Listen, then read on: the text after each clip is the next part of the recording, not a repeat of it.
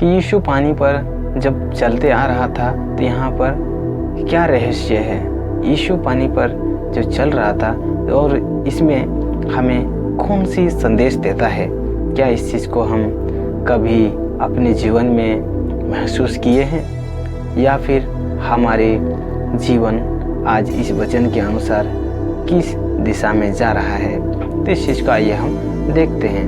लोगों को विदा करके प्रार्थना करने को अकेले पहाड़ पर चला गया और सांझ को वहाँ अकेला था। उस समय नाव झील के बीच लहरों से डगमगा रही थी क्योंकि हवा सामने की थी और यीशु रात के चौथे पहर झील पर चलते हुए उनके पास आया। यहाँ पर हमें किस दिशा पर निर्देश करता है कि वो जब झील पर उनके पास चला आ रहा था तो उनके चेले जो है देख कर डर गए और घबराकर उन्होंने कहने लगे यह तो भूत है। तरस जो है उसको विश्वास नहीं हुआ। ठीक है, इसको विश्वास नहीं हुआ, पर वो कहता है कि अगर तू यीशु है तो कह दे कि मैं भी पानी पर से चल सकूं और तेरे पास आ सकूं। जी हाँ दोस्तों, यहाँ पर एक बहुत बड़ी रहस्य की बातें हैं जो कि हमारे जीवन में लागू होता है और इसी चीज को आज हम नहीं जानकर जो है कई सारे विश्वासी भाई बहन माता पिता कई सारे लोग जो है इस चीज को नहीं जानकर ही जो है आज हम प्रभु की हर एक आशीष से, हर एक वरदान से, हर एक सामर्थ्य से जो है वंचित हो रहे हैं। हम अपनी वजह से, हम खुद से प्रभु के करीब नहीं आना चाहते हैं। यहाँ पर वो क्या कहते हैं कि अगर तू यीशु है तो मुझे कह कि मैं भी तेरे पास आ सकूं। आज भी हम कई सारे संदेह के साथ प्रार्थना करते हैं, कई सारे काम ऐसे करते हैं जिससे कि यीशु को उसकी नज़र में जो काम हम करते हैं वो संदेह से होता है। हमें संदेश नहीं करना चाहिए, हमें संदेह। इसलिए यहाँ जो कई सारे लोग जो कहेंगे, अगर हम विश्वास से हैं तो कई सारे लोग यही कहेंगे कि भाई तू तो विश्वासी है ना, तेरा परमेश्वर तो बहुत बड़ा है, चल ये काम करके दिखा तब मैं मान लूँगा और तेरे इस मसीह को भी, तेरी इस धर्म को भी अपनाऊँगा। मेरे प्रिय भाई बहनों, आप लोग इस भूल में मत पड़िए। ये सारा सा गलत है।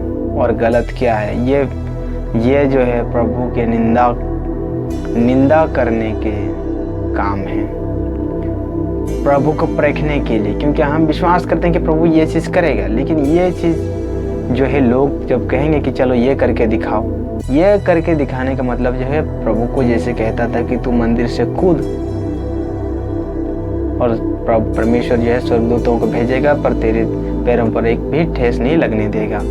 बिल्कुल इसी प्रकार की ये परीक्षाएं होती है। कई सारे लोग जो होते हैं जैसे धर्म, हम तो धर्म की खोज में हैं मेरे प्रियो, तो धर्म कहाँ से हो गया?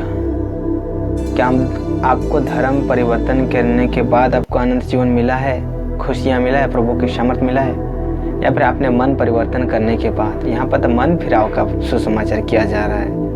क्या धर्म फिराने का? बिल्कुल भी नहीं। इस चीज़ को जाने बगैर आज लोग जो हैं मसीहियों को सताते हैं, मसीहियों को विरोध करते हैं, उन्हें मारते हैं, सताते हैं। आज यहाँ पर जो विशेषता और रहस्य को आज हम देख पा रहे हैं, पानी पर चलना। ये दुनिया एक समंदर है, एक झील है, पापी समुद्र। और यहाँ पर जो है हर कोई डूब जाता है, चाहे वो विश्वासी हो या अविश्वासी। विश्वासी कैसे डूबते हैं? उनके मन में संदेह होना, सांसारिक रीति रिवाजों पर चलना, प्रभु की आज्ञाओं को ना मानना, ऐसे विश्वासियों को जो है डूब जाना होता है यहाँ। इसलिए जब हमने विश्वास किया प्रभु पर, हमने पुनरुत्थान पर भी विश्वास किया। अगर पुनरुत्थान नहीं है तो हम विश्वासियों का जो है प्रचार भी व्यर्थ है।